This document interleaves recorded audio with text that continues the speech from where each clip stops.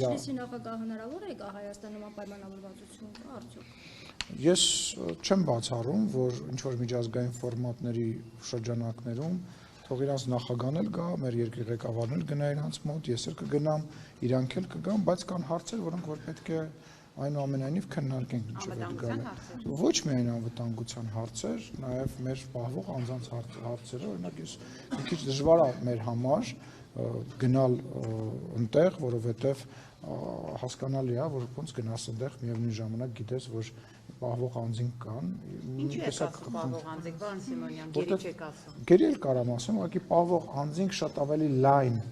շրջանակ է իր մեջ պարունակում, հա, որտեղ մարդ կա, որ գերեվարված է, մարդ կա, որ պատանդ է վերցված, մեր գործընկերները նույնիսկ մարդիկ կային քաղաքապետարան էին ասում, պահվող անձինք անգլերեն թարգմանությամբ ինքը շատ ավելի նաև լայն շրջանակ է վերցնում, կարող եմ ասել գերի, ոչ մի խնդիր չկա, գերիների մասով։ Հնարավոր է մինչև ընտրությունները որոշակի թվով գերիներ վերադառնալ։ Ես նման Ես չգիտեմ, Ռիփսիմեն երևի ավելի շատ ինֆորմացիա ունի, կհարցնեք հետո։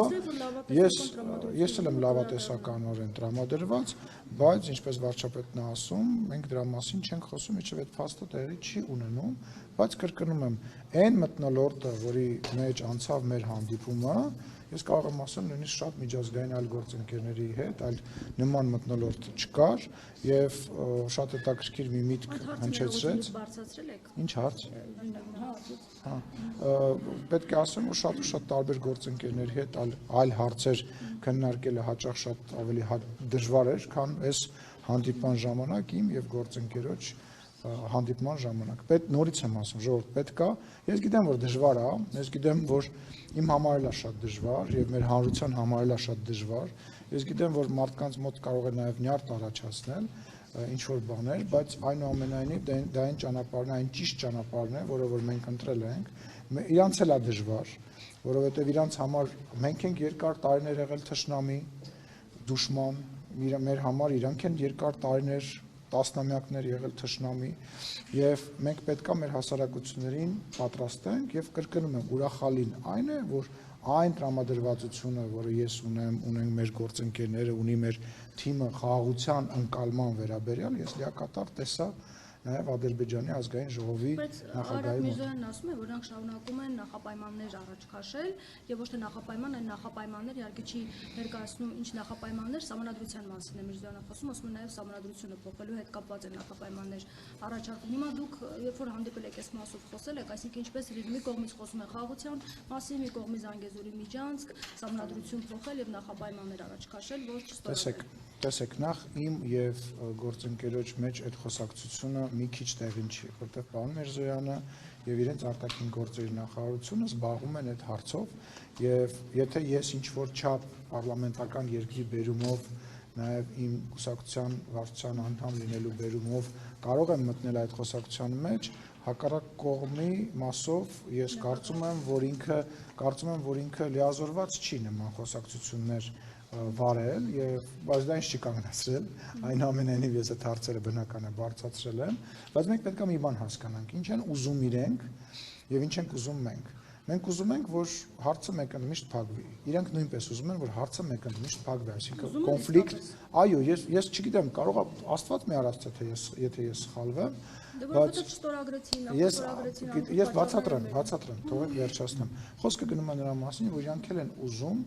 բոլոր թղթերը ճակերտավոր նաև ապագայի համար այլևս ունենալ իրանց ընկալումը այո ճիշտ չի այն առումով որ սահմանության մեջ իրականում տենց խնդիր չկա որ սահմանության մեջի այդ որ իրանք բացատրում են իրավաբանական նույնիսկ առումով ինքը հիմնավոր չի բայց իրենց ցանկությունը հետեւյալն է իրանք ուզում են որ վաղը մյուս օրը ենթադրենք 10 տարի հետո 20 տարի հետո ինչ որ մի երրորդ ուժ նույնիսկ արտաքին ուժ չփորձի էլի երկու նախկին սովետական երկրներ իրար հետ կռվածնի իրանց միտումը դա է եւ ես դա հասկանում եմ որտեւ իմ միտումն էլ է դա որ հանկարծակի եւ պայմանագիր եմ քննարկում իրենց հետ վերջացնեմ երբ որ իրանք ինչ որ եթե ես ինչ որ պայմանագիր եմ քննարկում ես էլ եմ ուզում ամեն ինչ անեմ որ հանկարծակի որևիցե բաց չթողնեմ որ որևիցե կողմ լինի դա Ադրբեջանը, Թուրքիան, Իրանը, Վրաստանը որևիցե կողմ կամ Ռուսաստանը ինչ որ հետագայում իրեն ներսրտած չզգա կամ ինչ-որ process-ի մաս չդառնա։ Ինչ վերաբերում է ձեր հարցին, որ իրենք փաստորեն նախահարցակ են, միշտ իրենք են եղել պատերազմի, հիմա դուք ներկայացնում լսեք, ես չեմ ներկայացնում, որ իրենք դրթել են, ես չեմ ասում, որ մեկը խաղաղասեր է, մյուսը խաղաղասեր չի։ Մենք էլ ենք պատերազմ արել, իրանք էլ են մարդ սպանել, մենք էլ ենք մարդ սպանել։ Մարդը, լսեք,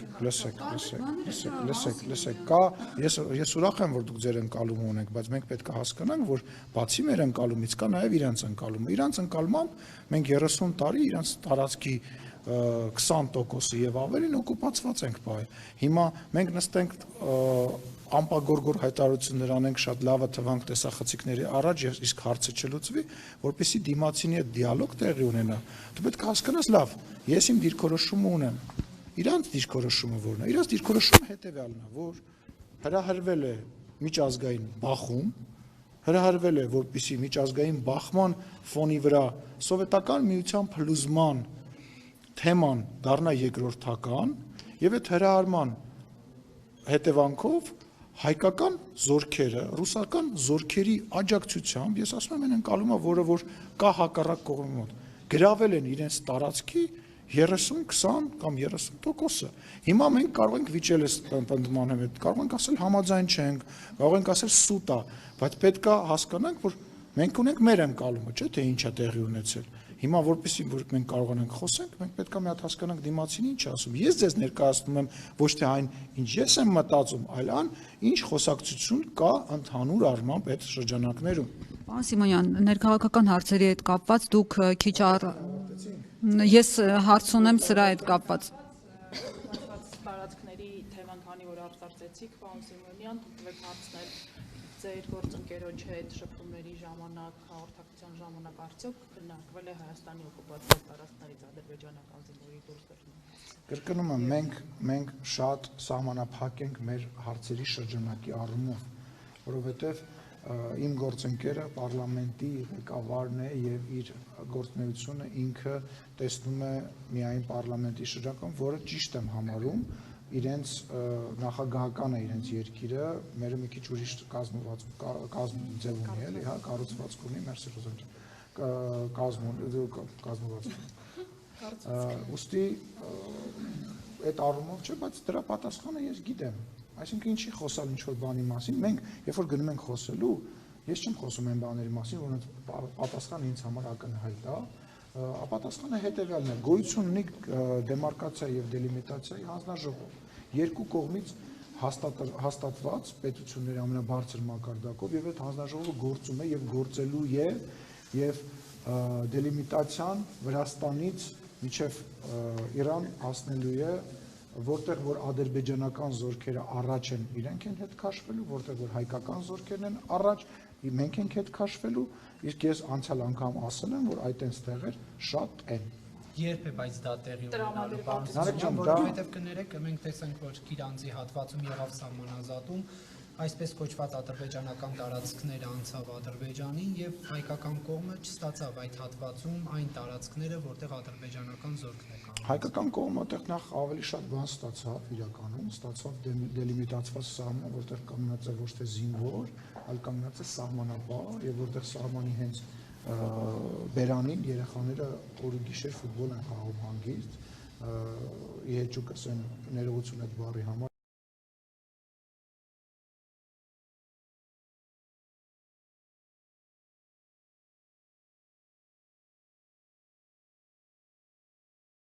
վայնասունի, որ որոշ մարդիկ դրել էին,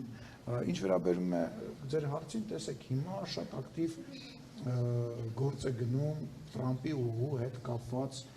պրոցեսները առաջ տանելու, որովհետև հիմա քննարկվում են ոչ միայն մենք երբ որ ասում ենք Տրամպի ուղի, ես ուզում եմ մենք հասկանանք, հա, որ խոսքը չի գնում մենակ մի ճանապարհի մասին։ Ենթադրենք պայմանական, ինչ որ մալուխ կարող է 100 կիլոմետր ավելի բարձրով տեղով անցնել, նկատի ունեմ երկրի տարածքը, հա, ինչ որ գազատար պայմանական